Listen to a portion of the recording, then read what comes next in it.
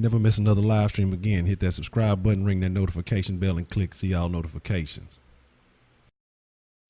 What's the motherfucking deal, Sauce Nation? It's your boy Ed Honcho, aka your Houston homeboy, your Houston homer, Senior Saucy, however you get down. This is Sauce Sports. If you're not familiar with Sauce Sports is a Houston, Texas homer channel, so that means we talk about all sports, but only Houston. Let's just get in it to win it. Today, we're doing something a little bit new. We talk about the Rockets.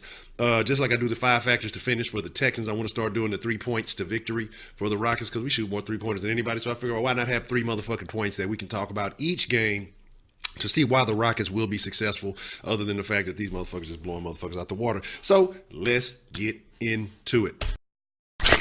All right, so the Jazz are known for their defense. Been a pretty good defensive team. Now we've seen them earlier this year, even with Rudy Gobert, and he's an excellent defensive player. Good all around guy. Gave Capella a little bit of trouble last game, not stopping nothing, but definitely you could see it was a little bit of he had some little work to put in. But we're ready for Rudy. Rudy's just not coming back. I know a lot of Jazz fans are excited because they had the victory recently against the I guess it might have been last night before, against the Wizards, I believe. And I mean, it's the Wizards. We're not the Wizards, so don't even make that comparison. We're talking about the MVP candidate is since the beginning of the year, even though the media don't want to recognize, they don't want to acknowledge. But the Jazz know for a fact that James Harden is an MVP candidate because he dropped 56 on them last time. And now we're talking about a team with one of the best defenses in the league, especially with Gobert in the lineup.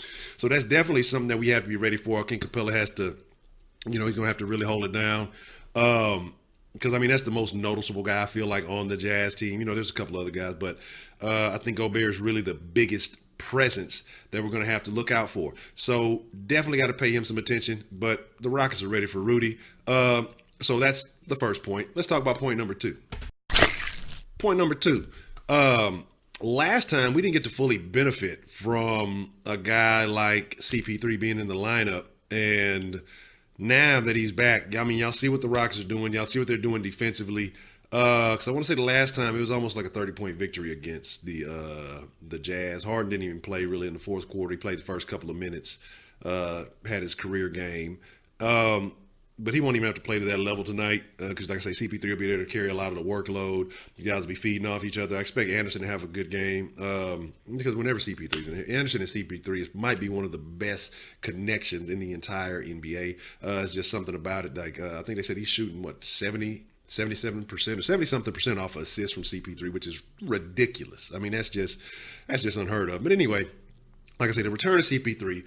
Now you got a lot of people, this is the only thing that's bothering me. You got a lot of the national media, like I say, you can tell they don't watch Rockets games. They say stupid shit. Talking about how CP3 has the Rockets looking like a real contender. I like what CP3 has brought to the game, and I feel like he's a continuation of what James has got going on. But I mean, the Rockets were winning blowouts without CP3. So like the national media is trying to credit, like I say, they just have this thing against James Harden where they don't want to give him a lot of love. But I'm not knocking it. Hey, whatever. As long as you're paying attention, start really paying the fuck attention and see what's really going on so y'all know what y'all talking about. Anyway, that's point number 2. Let's go ahead and dive into point number 3 real quick.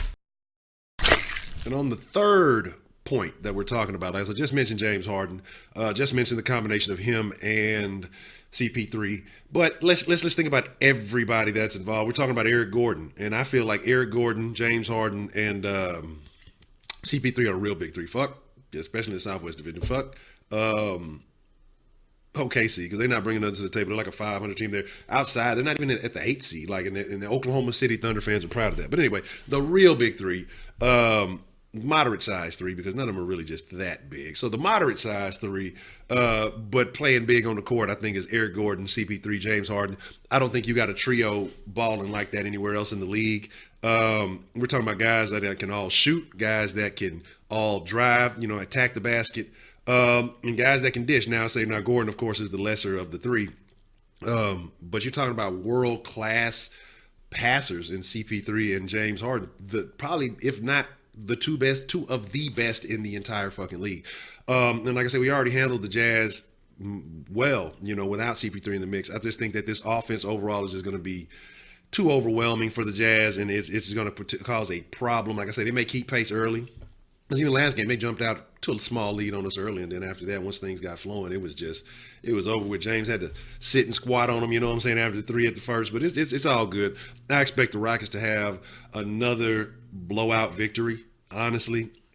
because I just don't see like they have enough pieces to keep up with guys like Anderson, to keep up with guys like, Gobert and Capella is going to be an interesting matchup. But, who's going to stop Ariza if Ariza has a good night? What do you have? I'm saying that what do you have that we don't have? Mute, PJ Tucker, defense. I mean, so we bring defense too, because our defense has stepped it up or not since CP3 has come back to be even greater. I mean, right now, hands down, I don't care what anybody says, the Rockets are the best team in the league. Without Steph Curry, the Warriors are have definitely taken a step back, but you still got Kevin Durant. And honestly, I'm sure that's probably what he's hoping for and what he's wanting, so he can have a chance to take over and show that he can do some things, that he's still Kevin Durant. But, we all know that he's a chump. But with that being said, man, that's my third point. So, man, those are the 3 points to the rain of three-pointers that's going to come down tonight against the Jazz. But like I said, I feel like the Jazz are a solid team. I don't think that they're trash. And historically, the Jazz have always given us a lot of trouble, so we have that historic Houston hate for the Jazz. But it's all good. It's all Gucci, man. Like I said, this is a new breed. This is a new age. This is a new Rockets team. Run as one, man. Red Nation, y'all already know what it is. SauceNation, y'all already know what it is. Y'all are the freshest motherfucking ingredients. Red Nation's cool, don't get me wrong, but SauceNation is the freshest motherfucking ingredients, because y'all got the sauce, y'all got the flavor.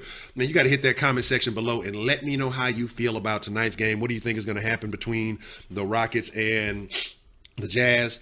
I'm going to give a prediction of, I'm going to say it's going to be like 128 to 104 at the very end. It's going to be some garbage time minutes, and I think that they're going to be able to kind of close the gap, but I expect it to get stretched out real wide. Yeah, just like that. You know what I'm saying? So I expect it to be a good one, and definitely a Rockets victory. I think an easy Rockets victory. A lot of these Rockets victories have been real easy this year. But before you get up out of here, man, if you're the freshest motherfucking ingredient, y'all know it's Christmas time. You know your grandma needs some new motherfucking clothes, man. You got to go slide over to StaySaucy.com. Go pick up the fresh new sauce design, man. And if you're a coffee drinker like me, go ahead and get one of them Sauce Sports mugs, man. Stay saucy on the back with the SauceNation, man. I would love and appreciate everybody who's been showing love to the sauce, like I say, from the super chats, from the copping the gear to just, what I'm saying, good words of moral support and confidence, man. I appreciate all of y'all. Like I said, we're doing December different, trying to step it up a notch, man, to bring you guys better content, more content, and we should be back in the Sauce Sports studios tonight for the live stream. Hopefully that is all well and good, and we can bring back that old flavor, really get saucy. But with that being said, man, hey, Sauce Nation, y'all be cool like y'all be cool. If you're not a fresh motherfucking ingredient, make sure you hit that subscribe button, because I know you've just been so entertained. I know you've been so enthralled by what I've been saying, man. Hit that subscribe button. Even if you some salty flavor, if you some sodium, if you a hater, because I know we got a lot of haters too that be subscribing, but I don't give a damn. It's all love when it comes down to it, man. Y'all, I'm out. Stay saucy.